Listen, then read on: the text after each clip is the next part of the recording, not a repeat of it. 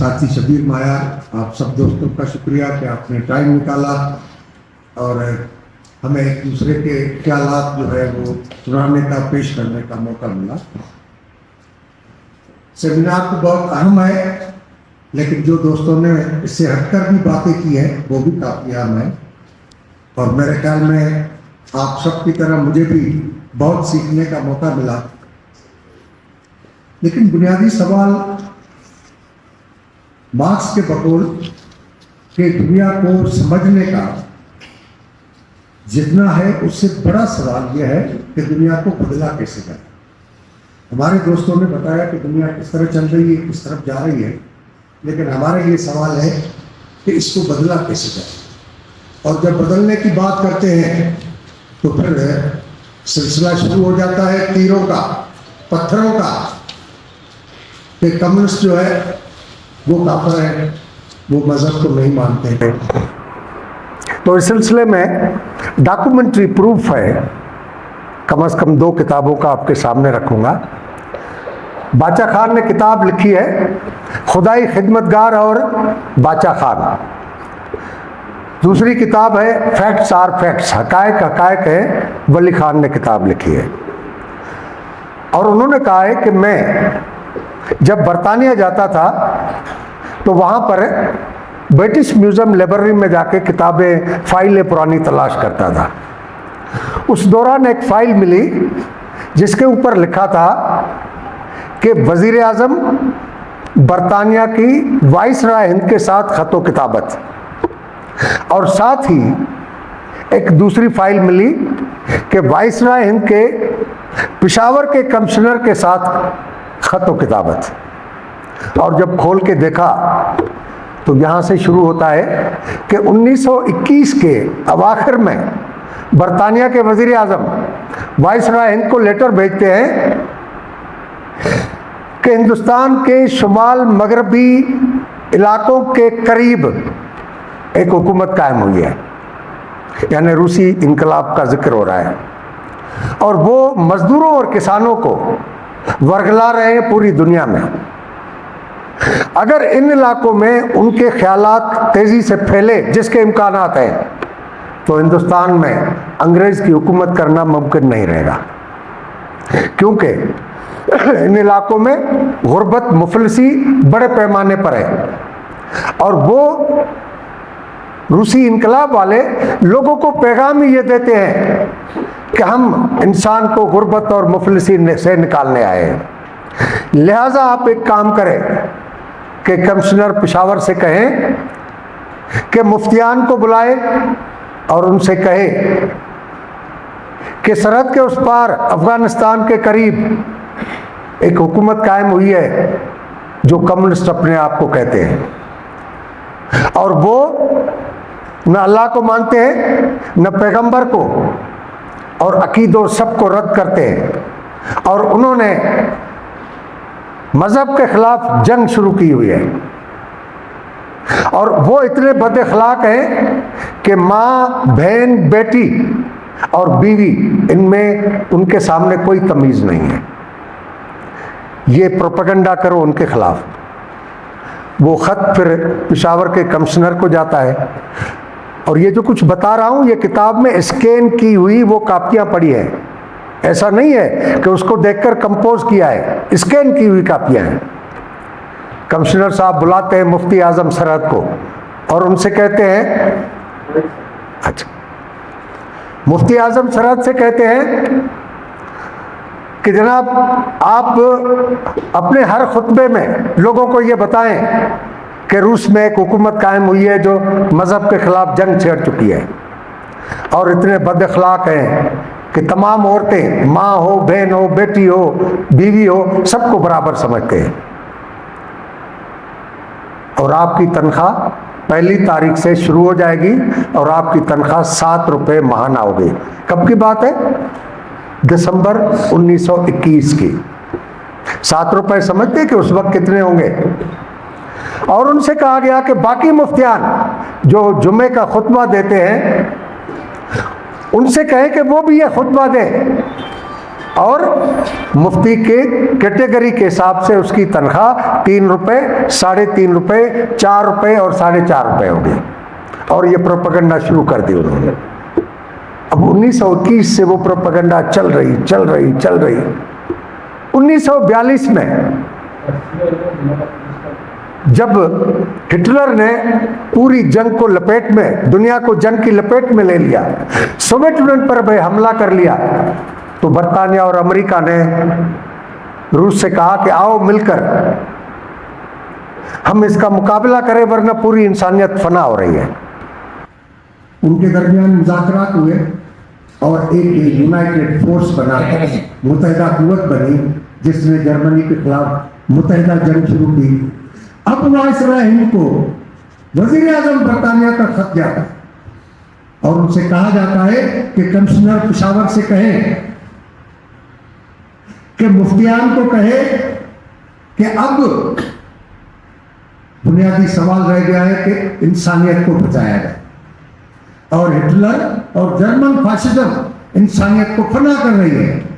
लिहाजा कोई मजहब को मानता है नहीं मानता, कोई अल्लाह को मानता है नहीं मानता, कोई पैगंबर को मानते है नहीं मानता, ये वो बंदा जाने और खुदा जाने।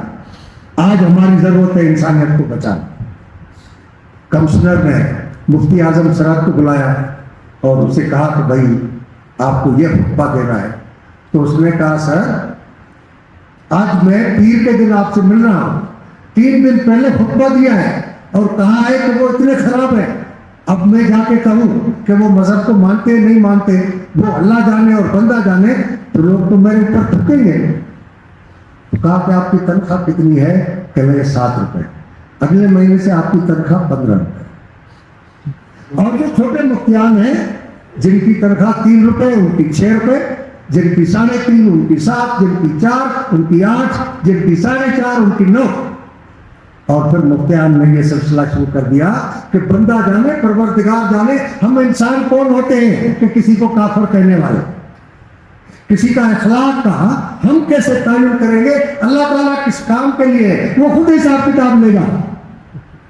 और वो 20 साल के 21 साल के बाद फिर खुतबा तब्दील हुआ। फिर जब पाकिस्तान बन रहा था तो फिर सवाल आया कि करीब चीन है, एक बहुत बड़ा मुल्क है और मालदीव 80% मुल्क को फतह कर चुका है। हिंदुस्तान में कांग्रेस पार्टी में नेहरू का असर इतना ज्यादा है कि सारे रजवाड़े उनसे डर रहे हैं और वो सोशलिज्म की बात करता है। तो अगर ये पूरा हिंदुस्तान, चीन, ये सब सूखे हो गए और अफगानिस्तान तो सोवियत यूनियन के टुकड़ों पर पल रहा है, अमीर अमान लाश से लेकर। लिहाजा अब वहां कोई बफर स्टेट बनानी चाहिए। तो उसके लिए मुंतखब किया कि पाकिस्तान में ये कुछ बन सकता है। तो फिर वो प्रोपेगेंडा जो 1942 में बंद की गई थी वो फिर दोबारा शुरू हो गई और वो आज तक चल रही है। इस वजह से कम्युनिस्ट हो, तरक्की पसंद हो, जो अपने मजलूम कौम के मजलूम भाइयों की बात करे, उसे कम्युनिस्ट कहकर धिकारा जाता है ताकि अवाम उससे दूर रहे और इनका पैगाम आम आदमी तक असरअंदाज ना हो। अब यही सवाल अमेरिका और चीन का। चीन जब सोशलिस्ट था तब भी पाकिस्तान की उसके साथ दोस्ती थी और अब चीन सोशलिस्ट नहीं रहा। और ये चीज भी समझने वाली बात है कि सरमाएदाराना निजाम किसको कहा जाता है और किस मुल्क को कहा जाए कि ये सरमाएदार है। बिल्कुल इसी तरह सोशलिज्म किसे कहा जाएगा और किसी मुल्क के बारे में तायुन करना कि ये सोशलिस्ट मुल्क है, कोई पैमाना तो होगा। पैमाना यह है कि पैदावार मुनाफे के लिए पैदा की जा रही हो और दौलत चंद हाथों में मुर्तकिज हो रही हो और ज़राए पैदावार चंद लोगों के कब्जे में हो और वो कारपोरेशंस बनाकर अपने मुल्क में माशी और सियासी अजारादारी कायम करें। इसको सरमाएदाराना निजाम का। अगली स्टेज उससे आगे जाती है कि वो अपने मुल्क में जो अजारादारी कायम कर चुके हैं वो दूसरे दुनिया के ममालिक तक, यानी अपनी सरहदें फैलान कर दूसरे ममालिक में जाके उनके माशी वसाइल पर कब्जा करे, उनकी अपराधी कुवत से अपने इदारों में काम करा के एक्सप्लॉइट करे, जिस तरह हमारे बिशारत ने बताया कि इजाफी कदर पैदा कराए और वहां के इक़्तिदार आला पर काबिज हो जाए, उसे साम्राज्य। सोशलिस्ट किसको कहा जाएगा? जहां पर ज़राए पैदावार किसी फर्द की निजी मिल्कियत न हो। दो अल्फाज को समझना चाहिए, निजी और जाती, ये दो लफ्ज हैं और ये हम मानी नहीं। अंग्रेजी में पर्सनल और प्राइवेट आप अच्छी तरह समझते, दो अलग लफ्ज हैं, दोनों का अलग मानिए। जाती क्या है? ये कपड़े मेरे जाती है, मैं अच्छा फुल सूट पहनता हूं, कितना भी महंगा है वो मेरा जाती है। लेकिन ड्राई क्लीनर के पास लोग आते गरीब गुरबा कि हमारे घर में शादी है, कोई अच्छा जोड़ा शादी के मौके पर पहनने के लिए दे, और मैं अपना फुल सूट जो है वो उसके पास रखता हूं कि कोई जरूरतमंद आए तो एक दिन का 5,000 रुपये उनसे किराए पर लेना। तो वो मेरा कोट जो है जब मैं पहन रहा था तो मेरा जाती था, जब किराए पर दिया तो वो निजी हो, वो प्राइवेट प्रॉपर्टी। प्राइवेट की मानी ये कि जहां से दौलत पैदा की जाए, वो जमीन भी हो सकती है, वो कानें भी हो सकती है। मेरी मोबाइल मेरे इस्तेमाल में है, ये मेरी जाती मिल्कियत है। मैं पीसीओ के लिए इस्तेमाल करता हूं, ट्रेडिंग तजारत की लेन देन के लिए सरमाए का इधर उधर भेजने का सिलसिला करता हूं, तो वो मेरी प्राइवेट होगी, वो मेरी निजी होगी। तो कोई मुल्क जहां पर पैदावार मुनाफे के लिए हो रही न हो रही हो, लोगों की जरूरतें पूरी करने के लिए हो रही हो, और वहां पर ज़राए पैदावार यानी जमीन, कारखाना, दरिया, समुद्र, काने, पहाड़, जंगलात, ये किसी की निजी मिल्कियत न हो, सबकी इज्तिमाई मिल्कियत हो, और उस इज्तिमाई मिल्कियत को संभालने वाली कुव्वत कौन है? आपके मुंतखब, आप सब उसके मालिक हो, और दौलत इकट्ठे करने की पाबंदी हो कि आपको महीने का 5,000 मिलता है, और उस 5,000 में आपके बच्चे की फीस नहीं देनी पड़ती, आपको बच्चे के स्कूल पहुंचाने के लिए खर्च नहीं करना पड़ता, बच्चे को सुबह नाश्ता देना नहीं पड़ता, वो स्कूल में मिलता है। आप बीमार हो तो इलाज जो है वो आपका खर्चा नहीं होता, आपको नौकरी की फिक्र नहीं होती, इधर तालीम मुकम्मल हुई और आपके शोबे के मुताबिक आपको रोजगार मिल गया, और हर शादीशुदा जोड़े को एक अपना मकान मिल गया।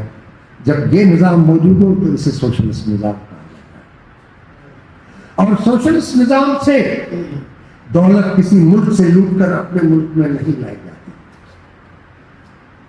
अब हम जायजा लें कि अमेरिका सरमाएदार है या सोशलिस्ट है, तो समझने में आसानी बात है कि अमेरिका पैट्रिस लुमुम्बा जैसे नौजवान इनकलाबी लीडरों को कत्ल करवा के तेजाब में के ड्रम में डालकर उसको गटर में बहा देते हैं, जिसने बेल्जियम के खिलाफ 15 साल जबरदस्त लड़ाई लड़के अपने वतन की आजादी हासिल की थी। एमएलकार केब्राल जैसा गिनी बिसाओ का लीडर जिसने अजीम लड़ाई लड़के अपने वतन को आजाद कराया, कितने लोगों के नाम में। ईरान में डॉक्टर मुसद्दिक की क़यादत में कम्युनिस्ट और महबे वतन लोग मिलकर पॉपुलर वोट से जीत के आते हैं, और जब ऑयल इंडस्ट्री को नेशनलाइज करने का सौभाग्य आता है तो अमेरिका फौजी कूदता कराता है, और डॉक्टर मुसद्दिक बाकी जिंदगी के दिन जेल में गुजारता है, और 12 लाख लोग महबे वतन और कम्युनिस्ट खत्म किए जाते हैं। कि किसके इमामत, किसकी मर्जी, किसकी मदद से? अमेरिका की मर्जी से। उससे ठीक 10 साल बाद इंडोनेशिया में डॉक्टर अहमद सुल्तानो की क़यादत में कम्युनिस्टों और महबे वतनों का मुतहदा मार्च जीत के आता है, और जब वो रबड़ के बागात जो मोनसोंटो के कब्जे में थे, माइंस कापर की, वो जब रियासती तहवील में लेता है कि ये हमारी है, हमारे लोग खुशहाल होने चाहिए, तो जनरल सोहार्तो आता है हुकूमत का तख्ता पलटता है और अहमद सुल्तानो जैसा बंदा पूरी जिंदगी जेल में सड़ता है, मरता है। और उधर 10-12 लाख, इधर 20 लाख कम्युनिस्टों और मर्द वतन और जमहूरियत पसंदों को